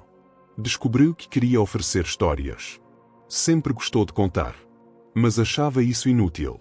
No segundo dia, escreveu uma narrativa que tinha guardado por anos. E ao lê-la, viu crianças, mulheres e velhos ouvindo com olhos brilhando. Quando terminou, ninguém aplaudiu. Mas todos sorriram com a alma. No terceiro dia, foi convidado a colocar sua história no círculo de pedras. E simplesmente, confiar. Nos dias seguintes, começaram a lhe chegar objetos. Um colar feito por uma menina, uma bebida preparada por um ancião, um tecido azul com símbolos desenhados à mão. Ninguém explicava. Ninguém cobrava. Apenas entregavam. E ele, pela primeira vez em décadas, se sentiu rico de verdade. Torei disse: o dinheiro é só uma forma. O valor é você quem coloca. E se o seu valor for medo, o dinheiro traz ansiedade. Mas se for verdade, o dinheiro se torna bênção. Antes de partir, o homem perguntou: como posso levar isso para o mundo lá fora? Toré olhou fundo em seus olhos e respondeu: leve a roda. Não a moeda. Leve o espírito, não o sistema. Leve a confiança, não o contrato. E então, tudo muda. Aquele homem voltou à sua cidade e criou um novo tipo de projeto. Não era um negócio. Não era uma ONG. Era uma comunidade de trocas vivas. Onde as pessoas não vinham para comprar, mas para compartilhar dons. E ali, nasceu um novo ciclo de abundância. Porque onde há alma, o dinheiro se curva. Onde há intenção pura, o universo se manifesta. O nome dela era Clara. Mas por dentro, sentia-se opaca. Durante anos, trabalhou num escritório onde cada dia parecia igual ao anterior. Boletos, e-mails, metas. Cabelos presos. Rosto cansado. Alma ausente. Aos 42 anos, tinha uma carreira estável, um apartamento quitado, um carro automático e um vazio que não sabia onde guardar. Todas as noites, antes de dormir, perguntava baixinho: só isso? Só isso mesmo? Mas não dizia isso em voz alta. Tinha medo de parecer ingrata. Afinal, tinha o que muitos chamavam de vida feita. Até que, uma tarde qualquer, teve um sonho. Sonhava que entrava numa sala com portas infinitas. Cada porta tinha uma frase. A maioria dizia: continue como está. Melhor não arriscar. Já é tarde demais. Mas uma porta, pequena, discreta, dizia só: sim. Ela acordou chorando. Sem saber porquê. Durante o café, sentiu vontade de desenhar. Algo que não fazia desde a infância. Pegou um papel qualquer e desenhou o que o coração pedia. Sem técnica. Sem propósito. Só por impulso. E chorou de novo. Naquela noite, não ligou a televisão. Só ficou olhando para o desenho. Era uma mulher com as mãos abertas para o céu. E no peito, um sol. Na semana seguinte, começou a desenhar todos os dias. Às vezes, antes do trabalho. Às vezes, à noite. Sentia que algo começava a respirar dentro dela. Mas ainda não era coragem. Era só um sussurro. Até que um dia, enquanto caminhava por uma feira de rua, viu uma senhora vendendo quadros coloridos. Não eram bonitos no sentido clássico. Mas tinham alma. A senhora olhou para Clara e disse, sem que ela dissesse nada: você tem algo guardado. E o mundo está esperando por isso. Como sabe? Perguntou Clara, assustada. Porque eu também guardei por tempo demais. Naquela noite, Clara escreveu uma carta. Para si mesma. Começava com uma palavra. Sim. Sim para o que não faz sentido. Sim para o que pulsa. Sim para o que a mente não entende, mas o coração implora. 2 meses depois, pediu demissão. As pessoas disseram que era loucura. Que estava jogando tudo fora. Que era irresponsável. Mas ela sabia. Pela primeira vez, sabia. Montou um ateliê pequeno, com paredes amarelas e plantas em cada canto. Começou a vender seus desenhos em feiras locais, depois online, depois por encomenda. Mas o mais importante não era isso. O mais importante era que ela voltou a sentir. Sentir o tempo. O corpo. As estações. Sentir o riso. A dúvida. A vida. O dinheiro veio? Sim. Mas diferente. Veio como consequência, não como meta. Veio limpo. Leve. Alinhado. Hoje, Clara ensina outras mulheres a ouvirem o seu sim. Não é um curso. Não é um coaching. É um círculo. Elas se sentam, compartilham silêncios, choram, riem e desenham. Cada encontro termina com uma única pergunta: o que você está pronta para dizer sim hoje?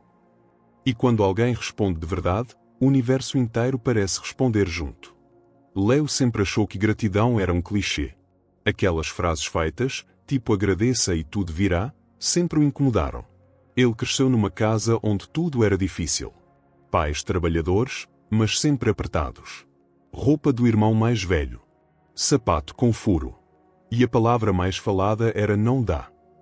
Não dá para viajar. Não dá para comprar isso. Não dá para sonhar tanto. Desde novo, Leo aprendeu a lutar. Trabalhou desde os 14. Estudava à noite. Morria de sono. Mas nunca reclamava. No fundo, achava que, se esforçasse o suficiente, um dia ia dar. E até deu. Aos 28 anos, já tinha um cargo bom numa empresa. Carro financiado, apartamento alugado, férias a cada 2 anos. Mas por dentro, o mesmo aperto. A mesma crença de escassez, só que agora vestida com roupa social. Até que um dia, seu corpo travou. Literalmente. Acordou e não conseguia mexer o braço direito. Diagnosticaram como estafa. Teria que se afastar. Parar. Respirar. Ele não sabia como fazer isso. Um amigo, percebendo o quanto Leo estava perdido, o levou para uma vivência num sítio, um retiro de silêncio. Leo riu na hora. Oh? Silêncio? Isso não vai durar um dia. Mas foi. E durou 3. No segundo dia, enquanto caminhava por entre árvores, Leo teve uma visão estranha. Não uma alucinação, mas um sentimento intenso. Ele viu sua mãe lavando roupa à mão, num tanque velho, sorrindo. Lembrança real. Ele era pequeno. Na época, não entendeu. Mas naquele momento, percebeu.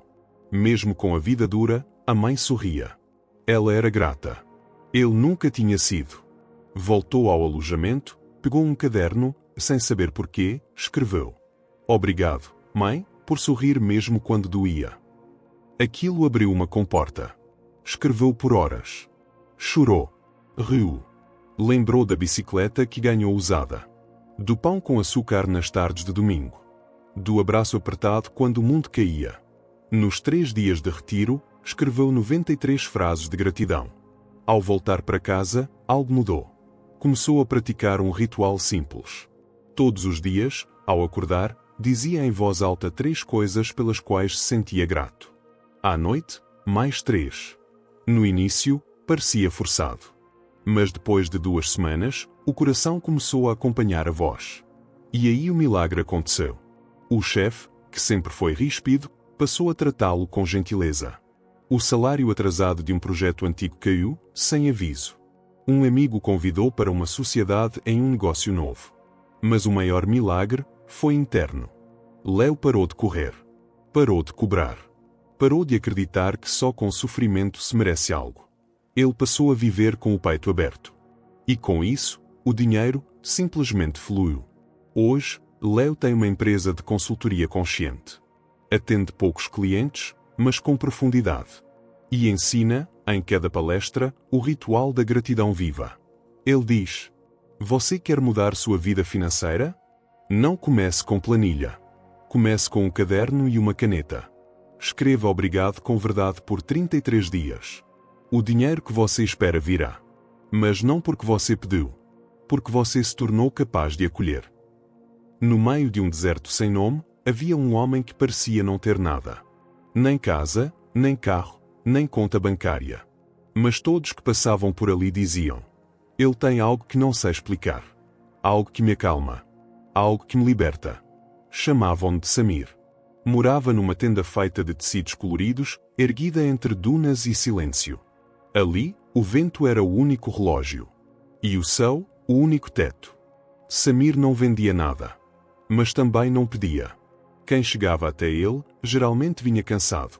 Empresários que perderam tudo, mulheres que não sabiam mais quem eram, jovens sufocados pelo peso de ser alguém.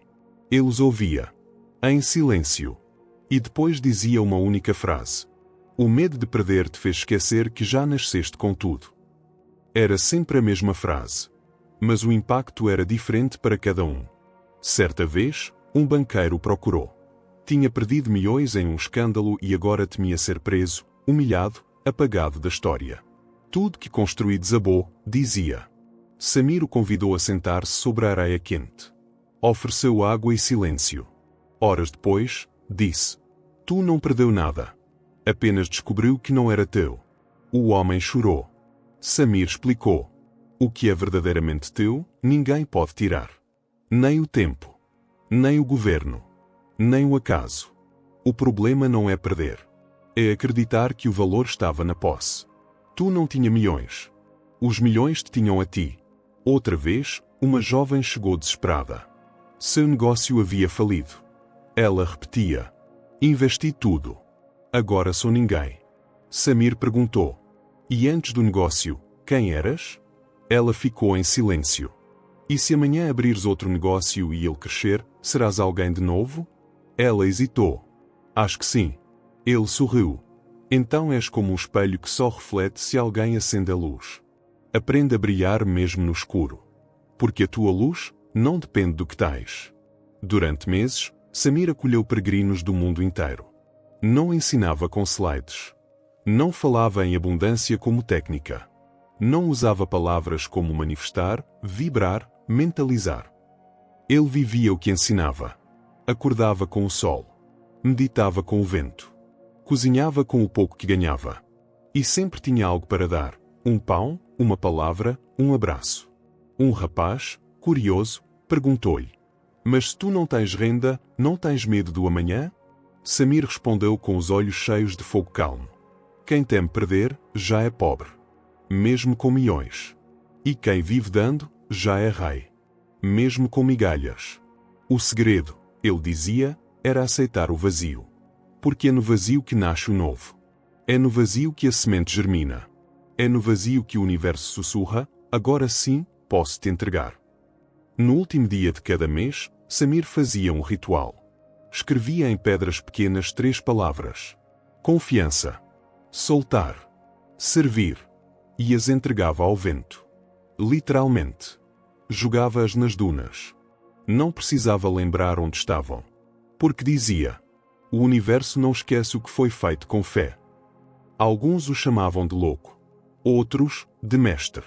Mas todos saíam dali mais leves. E muitos, meses depois, relatavam milagres. Dívidas pagas do nada, ofertas inesperadas, caminhos que se abriam.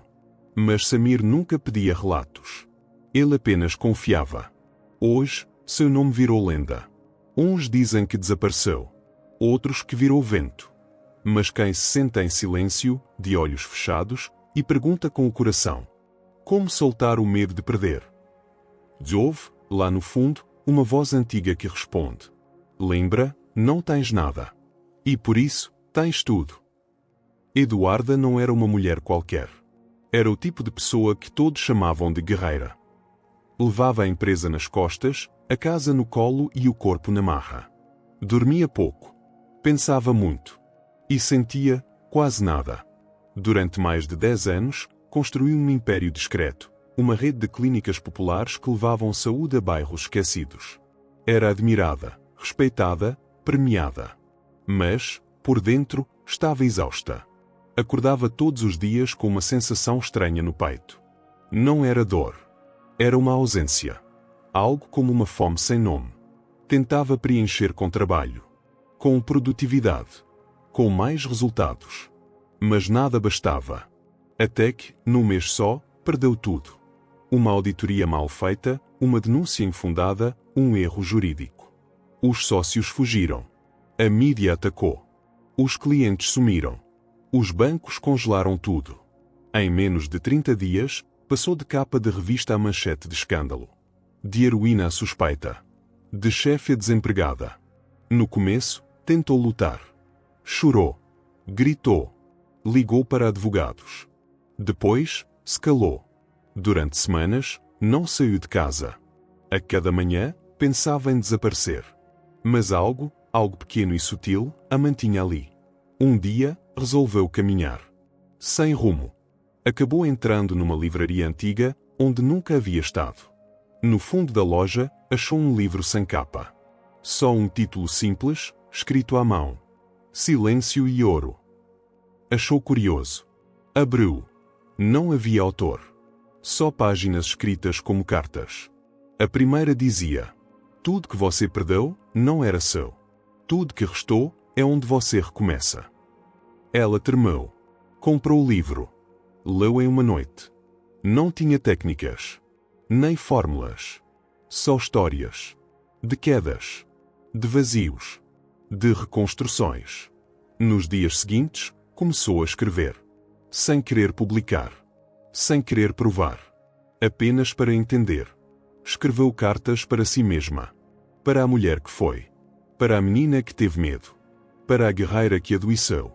E, sem perceber, foi limpando o campo. Um mês depois, foi chamada para dar uma palestra. Recusou. 2 meses depois, outra chamada. Aceitou. Mas só falou de uma coisa. Verdade. Contou tudo. A queda. A vergonha. O silêncio. O vazio. E o que encontrou dentro dele. A plateia chorou. Não pela dor, mas pelo reconhecimento. Daquele dia em diante, passou a ser convidada não para falar de gestão, mas de essência. Criou um projeto novo, sem nome de empresa, sem CNPJ, sem cartão de visita. Chamava-se apenas Roda. Eram encontros entre mulheres que haviam perdido algo: maridos, empregos, casas, fé. E ali, sentadas em círculo, descobriam que o verdadeiro ganho começa quando tudo desmorona. Eduarda dizia sempre: antes, eu tinha sucesso. Agora, tenho paz. Antes, eu vendia soluções. Agora, ofereço presença. Antes, eu era forte. Agora, sou inteira. As pessoas perguntavam: mas e o dinheiro? Ele voltou? Ela sorria. Não. Ele chegou de outro jeito. Hoje, vive com pouco. Mas não falta nada. Vive daquilo que ama. E ama aquilo que é. No último capítulo do livro que escreveu, sim, ela publicou aquele livro das cartas, há uma única frase em letras grandes. O chão que te falta é a asa que te cresce. No meio da maior cidade do país, numa estação de metrô onde passam centenas de milhares de pessoas por dia, havia um homem que nunca falava. Sentava-se no mesmo banco, à mesma hora, com um cartaz simples escrito à mão. O silêncio responde. Vestia-se de forma simples, mas sempre impecável. Não pedia nada. Não fazia barulho. Mas as pessoas paravam. No início, achavam que era um protesto. Depois, que era arte. Mas, com o tempo, perceberam que era algo mais profundo. As pessoas sentavam ao lado dele. Algumas choravam. Outras apenas ficavam em silêncio. E saíam diferentes. O nome dele era Ravi. Ninguém sabia de onde vinha. Dizia-se que já havia sido rico. Outros, que fora monge tibetano. Mas ele nunca confirmava nada. Ele apenas estava. Durante 8 horas por dia, permanecia sentado, atento, em paz. E só tinha um gesto. Quando alguém perguntava algo importante, sobre dinheiro, amor, decisões, ele apontava o dedo para o peito da pessoa e sorria. Como quem diz: a resposta está aí dentro. Mas só o silêncio te deixa escutar. Uma vez, um executivo frustrado se aproximou. Estava no limite. Perdera uma licitação milionária e dizia que sua vida tinha acabado. Sentou-se. Começou a falar sem parar. Ravi apenas olhava, sem dizer nada. O homem, depois de 15 minutos, calou. E, no silêncio, começou a chorar. Dias depois, voltou com outro semblante. Disse que não resolveu todos os problemas. Mas aprendeu que o buraco não era financeiro. Era espiritual. E o silêncio o fez ver isso. Outra vez, uma mulher desesperada sentou-se ao lado dele. Tinha perdido o marido, o emprego e a vontade de viver. Estava ali para se despedir do mundo. Mas, sem que ela dissesse nada, Ravi tirou do bolso um pequeno bilhete e colocou em sua mão. No bilhete, estava escrito: o fundo do poço não é morte. É solo fértil. Ela leu. E ficou ali. Por horas. Sem falar. Sem pensar. Só sentindo. Meses depois, ela voltou. Com um sorriso. Disse que recomeçou a vida. E que guardava aquele bilhete como se fosse um tesouro. Perguntaram a Ravi, certa vez, por que não falava. Ele respondeu com um gesto. Colocou o dedo indicador sobre os lábios e depois sobre o ouvido. Um jovem entendeu. Você quer dizer que, quando a boca cala, o ouvido escuta. Ravi sorriu e assentiu. Os jornais começaram a escrever sobre ele. Chamaram-no de o monge do metrô. Mas ele nunca se importou com fama. Continuava a ir, todos os dias, para o mesmo banco. Com o mesmo cartaz. Certa vez, um repórter o abordou. Você já foi rico? Ravi apenas fez um sinal com as mãos como quem diz. Riqueza é um estado, não um saldo. Outra vez, um estudante perguntou. Como atrair dinheiro? Ravi desenhou um círculo com o dedo no chão. Depois apontou para o centro. O jovem não entendeu. Ele então escreveu numa folha. O dinheiro corre atrás de quem tem centro. Quem vive na periferia de si, só atrai migalhas. A partir daquele dia, o jovem passou a meditar todos os dias. E meses depois, ganhou uma bolsa de estudos inesperada para fora do país. Hoje, esse jovem dá palestras sobre inteligência emocional e abundância. E sempre diz: tudo começou com o homem que não falava. Ravi nunca explicou nada, mas ensinava tudo. Até que, um dia, não apareceu mais. Seu banco ficou vazio. O cartaz sumiu.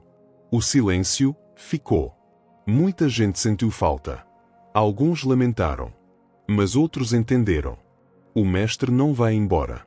Ele se dissolve em tudo que deixou. E hoje, quem passa por aquela estação e senta no banco vazio, sente algo. Não é vento. Nem saudade. É presença. Porque o verdadeiro mestre nunca te diz o que fazer. Ele te devolve a ti mesmo. No mais absoluto silêncio. Chamava-se Marinalva. Mas no bairro todos a conheciam por Dona Nena. Morava numa casa pequena, quase escondida entre vielas e muros descascados, onde as plantas cresciam sem pedir licença. As pessoas diziam que era pobre. Mas ela não concordava. Pobre é quem não sabe dar, dizia. Era costureira. Das antigas. Trabalhava numa máquina que fazia mais barulho que costura. Remendava calças, ajustava vestidos, fazia bainhas por 5 reais. Nunca teve cartão de crédito. Nunca viajou de avião. Nunca teve dinheiro guardado. Mas nunca lhe faltava nada. Nem comida, nem paz. Tinha um costume. Toda sexta-feira, fazia uma panela grande de sopa. Colocava na porta, com um bilhete. Se você está com fome, é só chegar. Não perguntava nome. Nem história. Só servia. Os vizinhos diziam: Dona Nena, a senhora se dá demais. E se faltar para você? Ela sorria com os olhos. Faltar para quem dá? Isso não existe. Certa vez, perdeu o filho único num acidente. Foi o único dia em que a sopa não apareceu. Mas na semana seguinte, voltou. Com mais batata. Com mais cheiro de manjericão. É o que ele mais gostava, disse, com lágrimas firmes. Se eu parar, ele morre de novo dentro de mim. A dor não endureceu. A dor ampliou. E as pessoas começaram a chegar não só pela sopa, mas pelo silêncio bom que pairava naquela calçada. Ali, o tempo parava. O peito respirava. Um dia, apareceu uma moça desesperada. Despejada, com um bebê de colo, sem ninguém no mundo. Dona Nena olhou para ela e disse: Dorme aqui. Amanhã a gente vê. Amanhã veio. E outro amanhã também. Em um mês, a moça já estava ajudando na costura. Em 2 meses, vendiam panos de prato bordados. Em 6 meses, abriram uma barraquinha na feira. Chamaram de Mão Vazia. Porque tudo o que ofereciam vinha do coração. O nome virou símbolo. E a história se espalhou. Jornais apareceram. Depois uma ONG. Depois uma vaquinha online. Quando menos esperavam, milhares de reais foram doados. E Dona Nena? Comprou uma casa maior? Um carro? Uma televisão de última geração? Não. Comprou máquinas novas, contratou mais desempregadas, fez curso de alfabetização para adultos e transformou o quintal em horta comunitária. Ainda vivia com pouco. Mas agora, centenas viviam com um pouco mais. Um dia, numa entrevista, perguntaram: Como a senhora conseguiu tanto sem ter nada? Ela respondeu, limpando a mão no avental: Nada? Ah, meu filho, eu sempre tive tudo. Porque meu coração nunca esteve à venda. Dinheiro é bom. Mas ele só sabe ir até onde a alma permite. E a minha nunca teve portão. Hoje, a mão vazia é um projeto nacional. E Dona Nena, com mais de 80 anos, ainda faz sopa. Toda sexta-feira. Com o mesmo bilhete. Se você está com fome, é só chegar. E, às vezes, alguém devolve. Um pão. Um sorriso. Uma carta. Ou um envelope com dinheiro. Mas ela nem abre. Entrega para a moça do caixa. E volta a cuidar da horta. Porque sabe que quem cultiva abundância com as mãos vazias, nunca anda de bolsos secos. Chamava-se Vicente. Tinha 47 anos quando a sua empresa faliu de forma repentina. Era empresário no ramo da tecnologia, conhecido por trabalhar 14 horas por dia e por repetir uma frase feita em todas as reuniões. Tempo é dinheiro. No auge, tinha 2 carros, um apartamento de frente para o mar e uma agenda onde cada minuto tinha dono. Até que perdeu tudo. Primeiro, um contrato cancelado. Depois, uma falência mal resolvida. Amigos que sumiram. Processos que chegaram. Cartões bloqueados. E, por fim, o silêncio. No início, tentou salvar o que restava. Depois, tentou salvar a si mesmo. Mas quanto mais se esforçava, mais afundava. Até que, um dia, acordou com uma ideia absurda. E se eu simplesmente for? Não sabia para onde. Nem como. Só sabia que precisava sair de onde estava, por dentro e por fora. Colocou uma muda de roupa numa mochila. Vendeu o último bem que tinha, o celular. E partiu a pé. Sem plano. Sem destino. Sem dinheiro. No início, sentiu medo. Muita fome. Vergonha. Mas também um certo alívio. Pela primeira vez em anos, não tinha que ser ninguém. Nem provar nada. Só andar. Passou por cidades pequenas. Dormiu em bancos de praça, em igrejas, em varandas alheias. Às vezes, recebia comida. Outras, um não. Mas percebeu algo estranho. Quando não pedia, recebia mais. Um olhar sincero. Um pão quente. Uma cama improvisada. Um gesto invisível. Começou a anotar os encontros. Chamou de milagres miúdos.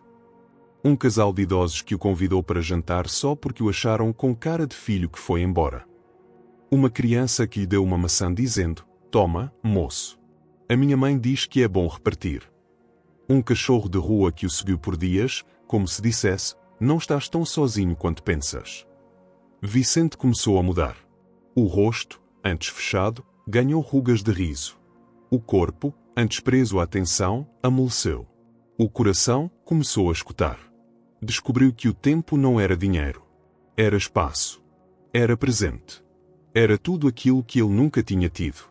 Um dia, num vilarejo esquecido pelo mapa, sentou-se para descansar e foi abordado por uma senhora com olhos claros. "De onde você vem, moço?" Ele respondeu: "De um lugar onde eu achava que sabia tudo." Ela riu e disse: "Então chegou bem. Aqui, a gente só vive." Ofereceu-lhe água de poço, pão caseiro e silêncio. Ali ficou por dias. Ajudava na horta, contava histórias às crianças, lavava pratos, sorria mais do que falava.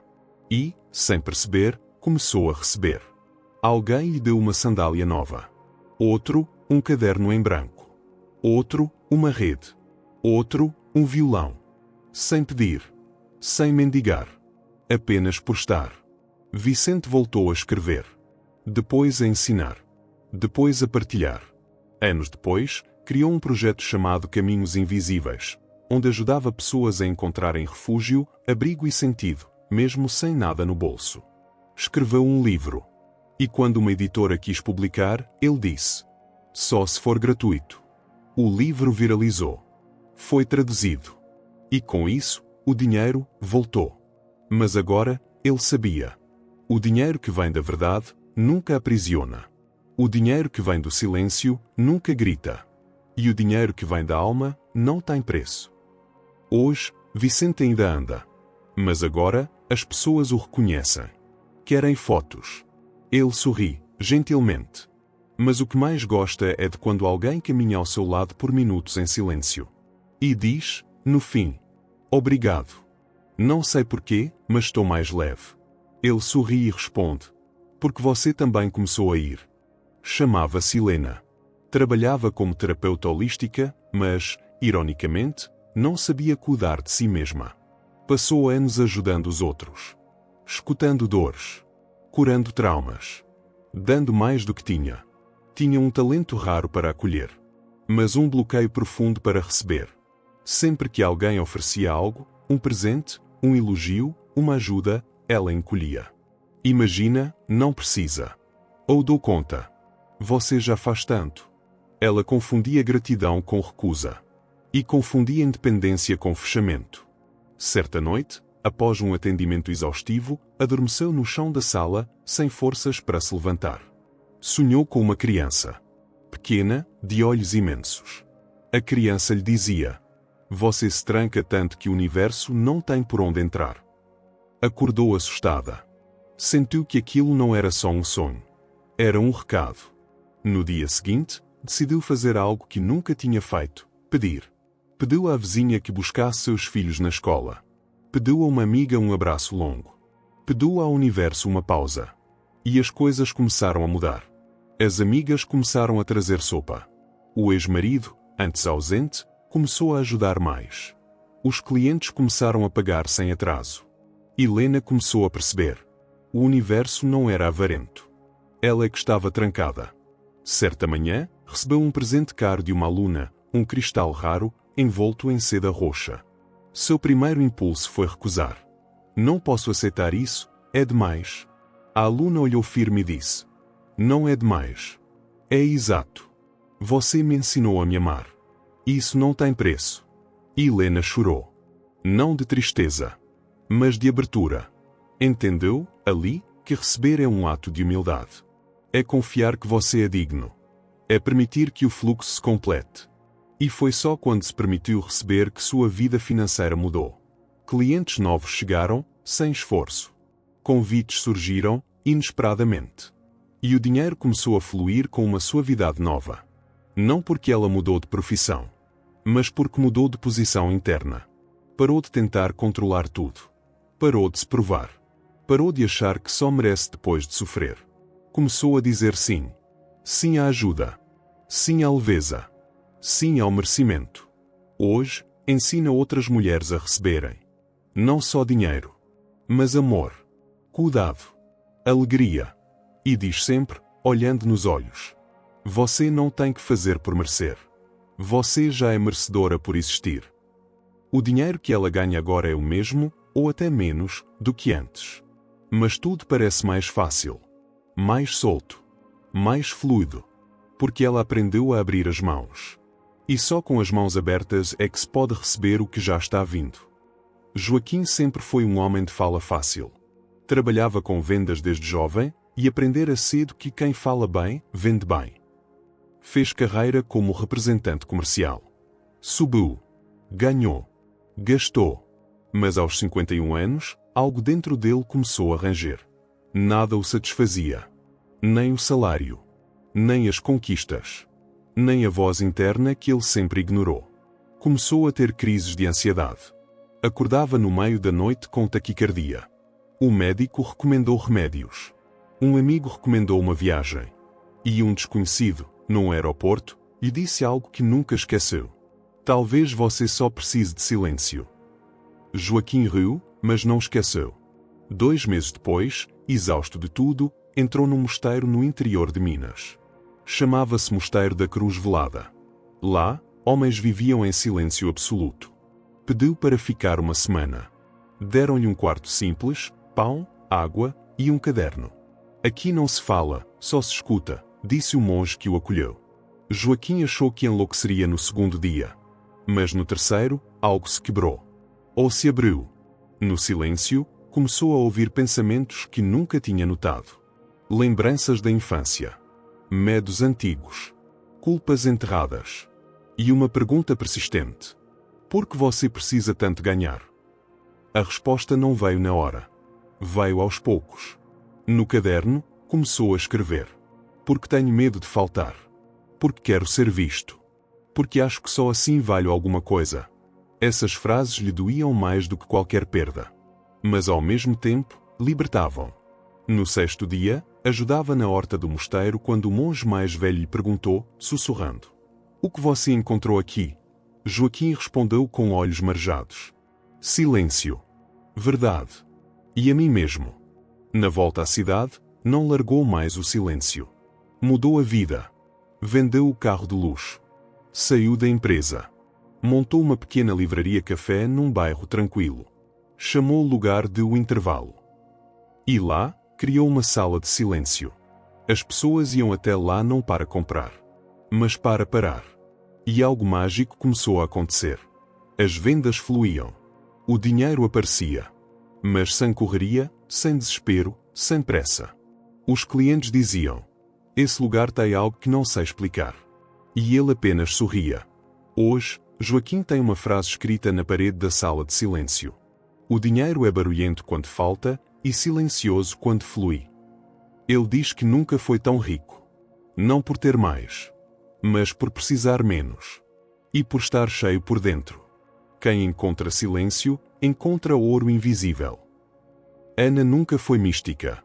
Cresceu em família humilde, onde a regra era clara: trabalhar duro igual comer. Simples assim. Desde pequena ajudava a mãe a costurar, vendia bolo na rua e sonhava ter dinheiro para não precisar contar moedas. Fez faculdade pública, conseguiu um bom emprego num escritório de arquitetura. Passou anos cumprindo metas, pagando boletos e dizendo: "A vida é isso mesmo." Até que, aos 36 anos, tudo desabou. Foi demitida. Terminou um relacionamento longo. E, no mesmo mês, a mãe adoeceu. Passou noites cuidando da mãe, sem salário e sem esperança. Naquela fase, uma amiga lhe emprestou um livro sobre energia e dinheiro.